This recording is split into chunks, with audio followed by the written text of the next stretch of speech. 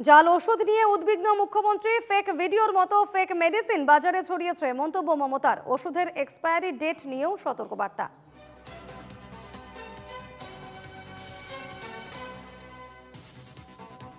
এবং আপনারা নিজেও জানেন আজকাল কত ফেক ভিডিও যেমন বেরিয়েছে, ফেক মেডিসিনও বেরিয়েছে।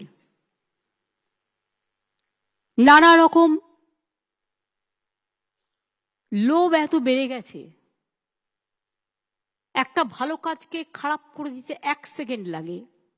আর একটা অনুরোধ করব প্রিন্সিপাল সুপারদের এবং যারা অ্যাডমিনিস্ট্রেশনে আছেন, এক্সপায়ারি ওষুধ, এক্সপায়ারি স্যালাইন, সব কিছু expiry medicine stock taking always করবেন 3 মাস পর পর। কারণ এটা হতে পারে 3 মাসের মধ্যে আপনার এক্সপায়ারি এটা শেষ হয়ে যাচ্ছে। আগেকার দিনে এক্সপায়ারিটা অনেকে বুঝতেন না। আমার মজা লেগেছে শুনে, আমাদের একটা ছোট্ট বাচ্চা পরিবারের 4 বছর বয়স, জানেন, আমাকে এসে একটা জিনিস আমি ওকে দিয়েছি, মানে ও একটা লজেন্স খেতে ভালোবাসে, আমি দিয়েছি। আমাকে বলছে এক্সপায়ারি ডেটটা দেখে নাও তো। ওইটুকু বাচ্চা 4 বছরের আমাকে বলছে এক্সপায়ারি ডেটটা দেখেছ?